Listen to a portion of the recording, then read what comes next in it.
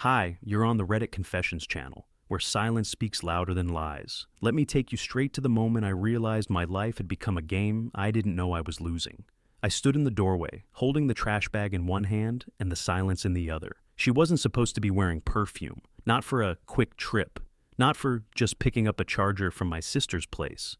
But there it was, that faint trace of vanilla and something I couldn't name, floating behind her like a scent she didn't mean to leave behind. "I won't be long," she said, brushing past me like I was part of the furniture. I didn't stop her. I just whispered behind her as the door closed. "Take your time. You won't find anything left here for you." She didn't hear me, but that didn't matter, because I hadn't said it for her. I said it for the version of me that finally understood what she thought I'd never notice. For weeks, maybe longer, something had been off. Her phone started living face down, like it was ashamed. Her laundry had lipstick smudges I didn't leave, and she started smiling at her screen in a way she hadn't smiled at me since the pandemic. So, I waited. I waited until the water heater started its groaning in the pipes, until the hallway smelled like wet leaves and drier sheets, until she slipped out one more time, careless and sure of herself. And I finally had my moment. The box was already packed. Her name wasn't on the bank account anymore, and the little silver USB drive with the files she accidentally backed up to the cloud. It was sitting on the coffee table with a yellow post-it note that read, "This time, I watched the footage first." Because 3 days ago, I found something she thought she deleted. A video, a 5-second clip of her entering a hotel room, not with her sister, not with a charger, but with someone whose hand she held like they'd done it 100 times before. I didn't confront her. I didn't scream. I didn't ask questions she'd only lie through. I just pressed play, hit download, and waited. So, when she said, "I won't be long," I didn't argue, because by the time she got back, she wouldn't be coming home at all. It's strange how quiet a home can get once you've made peace with letting go. No more checking the clock, no pacing the hallway, no pretending that background noise means everything's fine. I sat on the couch, barely breathing, staring at the door she walked out of an hour earlier. She hadn't texted. I didn't expect her to. Ruthie had a habit of disappearing behind casual lies. "I'll be quick" always meant don't ask questions. But tonight, for the first time, I wasn't asking. I was preparing. While she was gone, I opened the laptop and dragged a folder called Work Receipts onto a flash drive. It was locked behind a password she used for everything. Her first dog's name, Pumpkin. I didn't even have to guess. I knew her too well. Unfortunately for her, so did he. The messages I found were sickeningly detailed. He called her my getaway girl. She called him Captain. They joked about how dumb I was. They laughed about my cooking, the playlist I made her last Christmas, even the way I said "love you" out of habit. It wasn't just betrayal. It was mockery. One of the screenshots showed a dinner reservation. The name was under his card, but the photo Ruthie sent before the meal was taken in our kitchen mirror. She was wearing the black dress I once bought for her birthday, the same dress she said didn't fit anymore.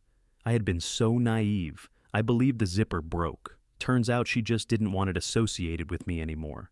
I moved through the house like a ghost, grabbing the last of my things, my toothbrush, the shoebox under the bed with the letters I never sent her, my father's old wristwatch.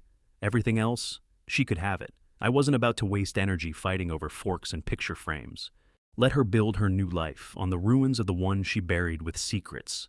As the clock hit 11:14 p.m., her car pulled into the driveway. I didn't panic. I didn't even flinch.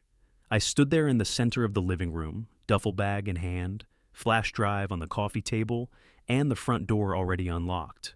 Ruthie walked in like nothing was wrong, until she saw me, standing there, silent, smiling. "Where are you going?" she asked, keys still dangling from her fingers. I looked her in the eyes and said calmly, "I told you to take your time. There's nothing left here for you." She blinked like she didn't understand the words, but she would, very soon.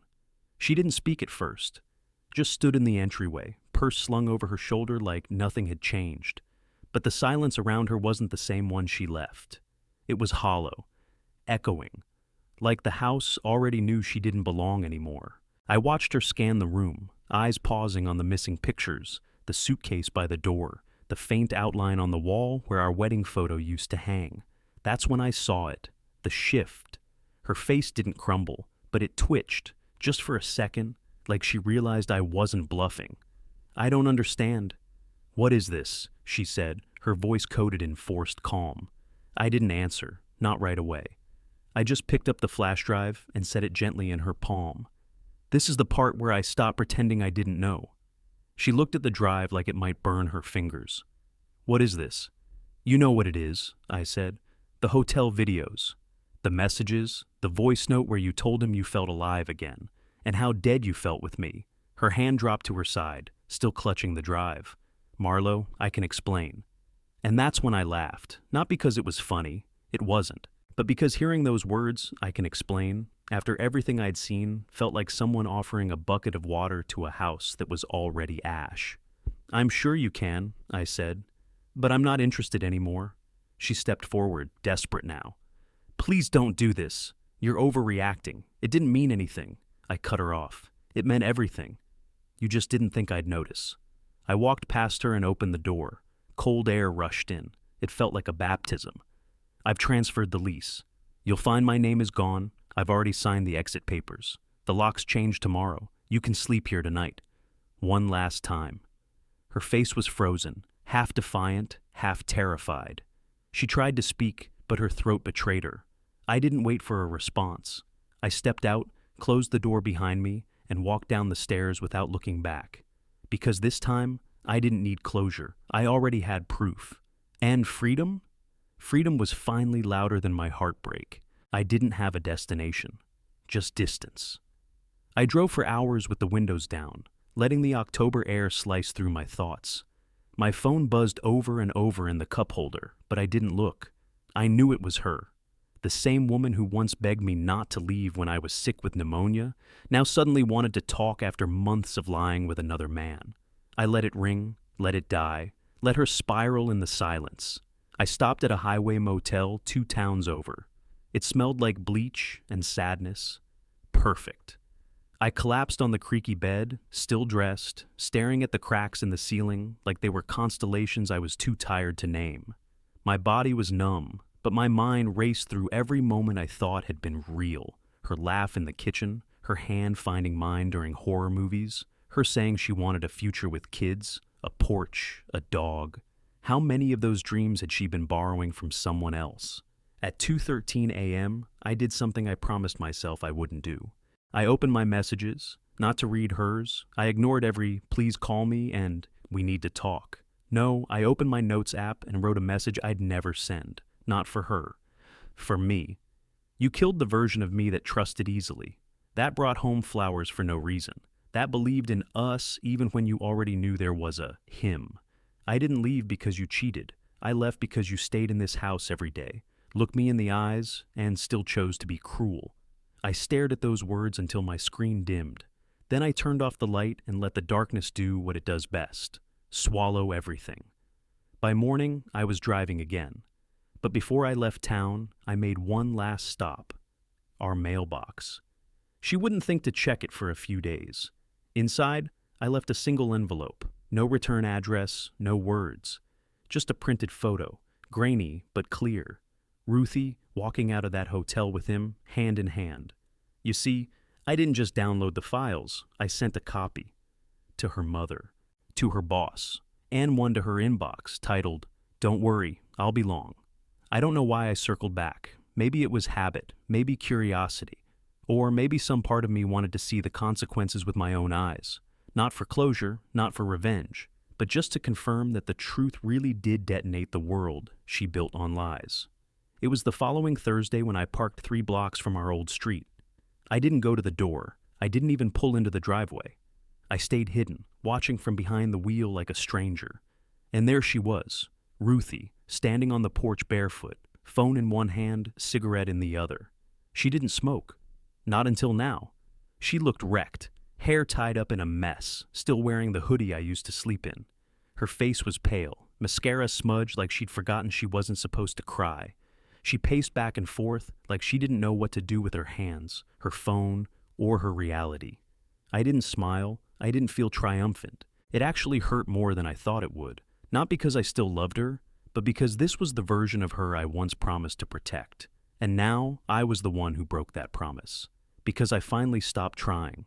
I turned the key in the ignition, but before I drove away, I saw her freeze. She looked toward the street like she could feel me there, like some ghost of our past was standing at the edge of her comfort zone, daring her to chase it. She didn't.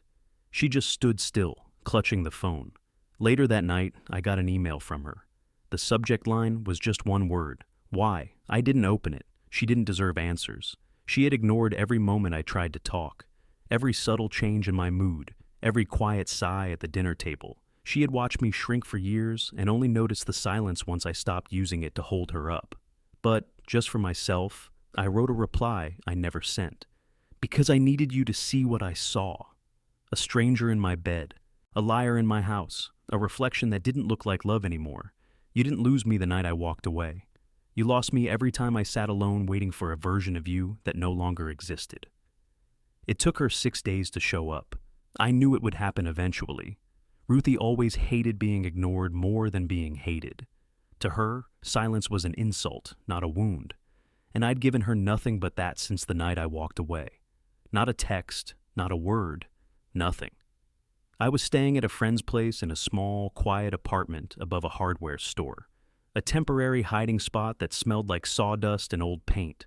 I liked it. It didn't expect anything from me. I was in the middle of heating up leftover soup when I heard the knock. Not a knock, actually. More like a soft tapping. Hesitant. The sound of someone who's not sure they should be there. I opened the door, and there she was. Hair brushed, makeup barely on. Wearing the coat I bought her 2 Christmases ago. The one she said was too soft, but wore anyway when she wanted to look innocent. She didn't say hi, just looked at me and whispered, "Please." I didn't move. I didn't even blink. "Please what?" "I don't know," she said, her voice cracking. "Please talk to me. Please yell at me. Just don't be like this." And there it was, that moment, that aching, infuriating truth. She hadn't come for me. She came for the version of me who needed her, the version she could control with a pout or a tear. But that version was gone, and all that remained was the echo of someone she never really understood. I stepped aside, not to let her in, just to hand her a folder from the table. Inside were printed screenshots, hotel confirmations, and the final divorce draft with my signature already on it. "I'm not here to fix anything," I said. "I'm here to finish what you broke." Her face went pale, not dramatic, not performative, just hollow. Like she finally realized this wasn't a tantrum, this wasn't a phase, this was reality. "I made a mistake," she whispered. "No," I said. "You made a series of decisions. A mistake is something you spill. You destroyed something you swore to protect." She didn't cry, not then. She just held the folder, turned, and walked away without saying another word. For once, she didn't promise she'd be back, and I didn't wait to hear the door close. The next morning, I woke up before the sun did, not out of anxiety, not because I was restless. I just didn't need the sleep anymore. That part of me, the one that clung to rest as an escape, was gone. When your world falls apart quietly, your body stops screaming for peace. You learn to live in the echo. I sat by the window, sipping instant coffee that tasted like punishment, and watched the street come alive below me. Joggers, dog walkers, early shift workers dragging their feet, all of them unaware that somewhere above them a man had just finished unloving his wife. There's no instruction manual for that. No app, no Reddit thread detailed enough to tell you what to do after you give someone your whole heart and they leave it next to someone else's shoes in a hotel hallway. You just improvise, grieve in weird ways. For me, it was organizing files. For 3 hours, I sorted documents, photos, bills, deleting some, renaming others. There was something strangely therapeutic about it, like cleaning out the emotional attic. That's when I found it. A voicemail from 2 months ago I never listened to. The transcript preview was blank, but the timestamp put it at 2:41 a.m., the night I remembered waking up alone and assuming she was in the bathroom. I hit play. Her voice came through, soft, drunk, laughing. But it wasn't for me. "Say something," she giggled, then a man's voice. "You're unbelievable," then her again. "He has no idea. I feel bad sometimes, but not enough to stop." End of message. I didn't throw the phone. I didn't scream. I just sat there, letting the quiet fold over me again. And for the first time since this all began, I didn't feel broken. I felt finished. Not with her. With me, the version that once believed if I just loved hard enough, she'd come back whole. That version was buried now, and all that remained was someone new. Still aching, still whiny maybe, but no longer in denial. Because the truth? The real betrayal wasn't in the cheating. It was in how small she let me become while she smiled across the dinner table.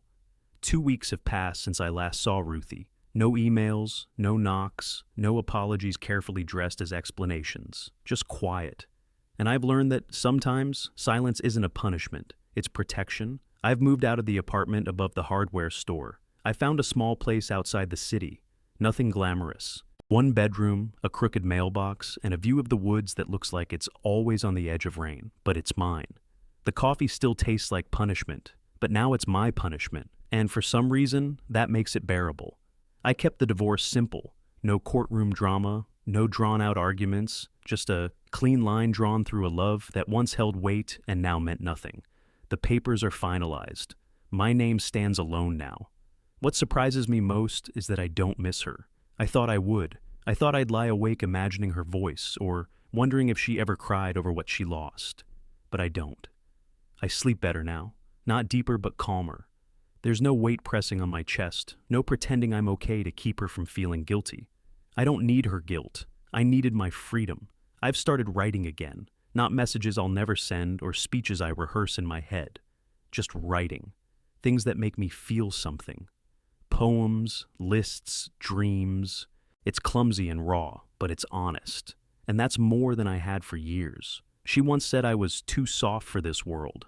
Maybe I am. But I've learned that being soft doesn't mean being stupid. It means I held on until it hurt, and when it hurt too much, I let go. That was the bravest thing I've ever done.